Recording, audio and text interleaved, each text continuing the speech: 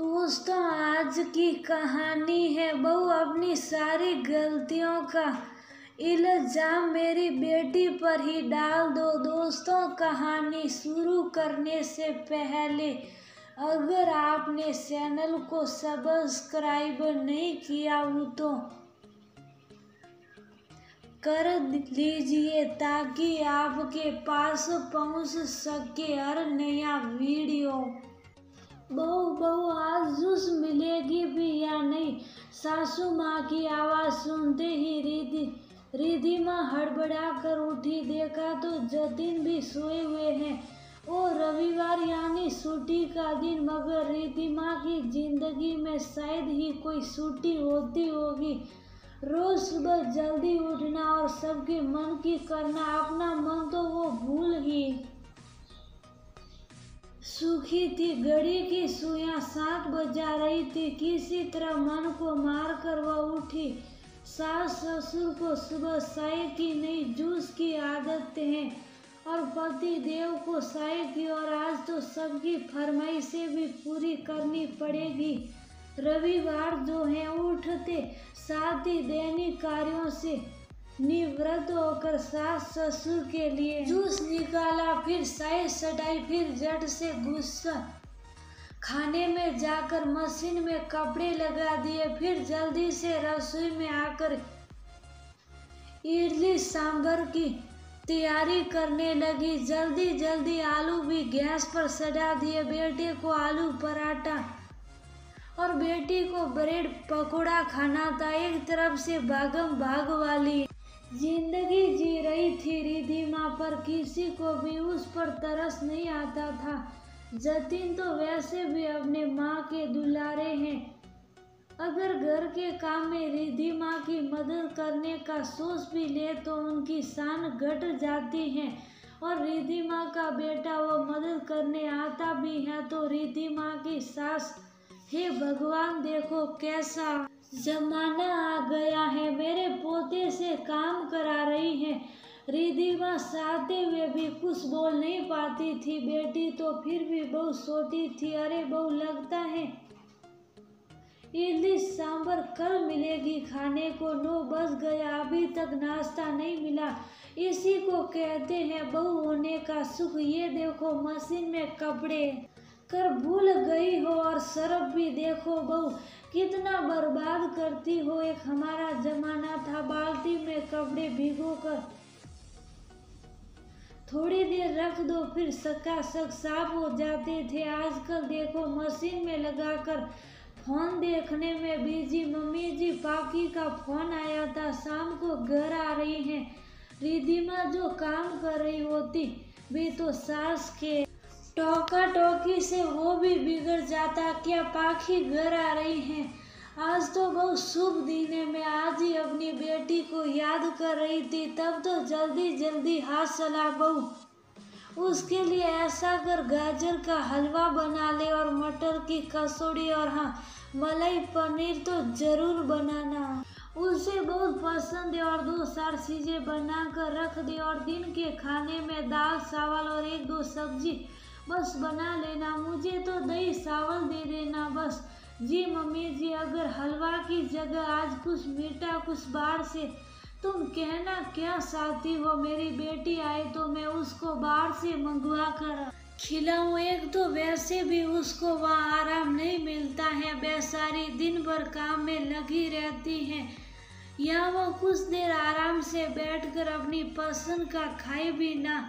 नहीं मम्मी जी, वो बात नहीं है। अब रिद्धि माँ कैसे कहे, उसकी बात मुंह में ही रह जाती है। वो शादी थी, थोड़ा बहुत मम्मी जी उसका काम में हाथ बटा देती तो आसान हो जाता। बैठे बैठे मटर सिल देती, गाजर ही घिस देती, या आटा ही गूंथ देती, या सुबह उठती है तो फल ही सिल देती। मगर उनको सिर्फ हुक्म चलाने की आदत है। ये क्या रिद्धि माँ, तुमने सांभर में कितना नमक डाल दिया है, वो खाया नहीं जाता। अच्छा मैं अभी ठीक कर देती हूँ। वो फोन आ गया था पाखी का, कितना डाला था याद ही नहीं आया, इसलिए फिर से तुम सारा इल्जाम डाल दो पाकी पर। अपनी गलती नहीं बोलोगी, छोड़ना बेटा, इसका ध्यान कोई काम में रहता ही नहीं है। रिद्धिमा जल्दी जल्दी हाथ चलाने लगी। उसे पता था करना तो उसी को है। दोपहर का खाना खाने के बाद सब आराम करने को चले गए, लेकिन जिसकी आंखों में नींद नहीं थी वो थी रिद्धिमा।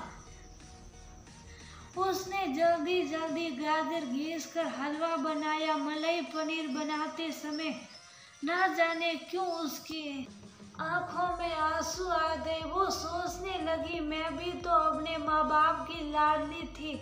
मेरी पसंद की हर चीज मम्मी बनाकर खिलाती थी और दूध की मलाई वो तो उसे खास पसंद था। पर अब तो रिद्धिमा देखती भी नहीं है। जब से उसकी सास ने कहा है कि कैसी गृहिणी हो तुम, दूध की मलाई खुद ही सट कर जाती हो। अरे बसाना सीखो, उससे घी निकल जाएगा। आज अपनी बेटी के लिए मलाई पनीर बनवा रही है। दिन भर जी तोड़ मेहनत के बाद शाम होते होते सर भारी सा हो गया था, फिर भी चेहरे पर मुस्कान तो रखना ही था। नहीं तो सास को लगता ननद आने से वो खुश नहीं है।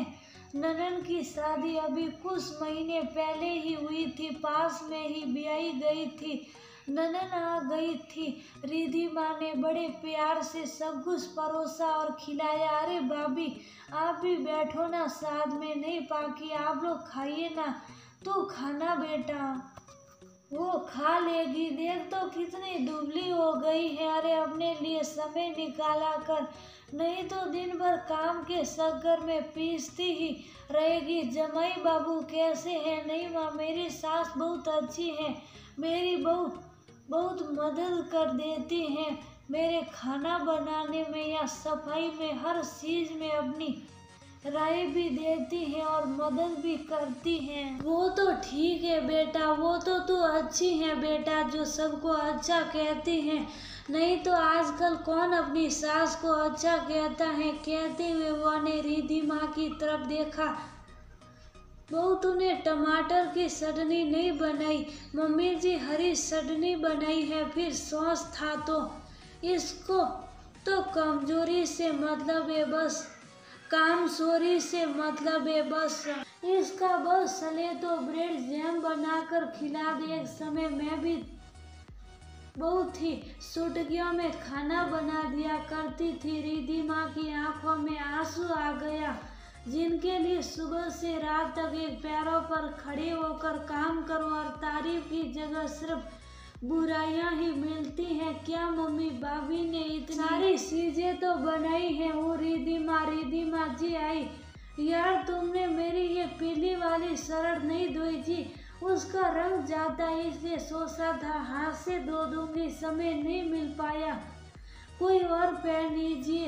रिद्धिमा ने मनाते हुए कहा, तुमसे तो कोई काम नहीं होता, मैं यही पहनूंगा। अच्छा मैं रात को धो दूंगी, सुबह तक सूख जाएगा। रिद्धिमा थक कर सूर हो चुकी थी। बहू गाजर का हलवा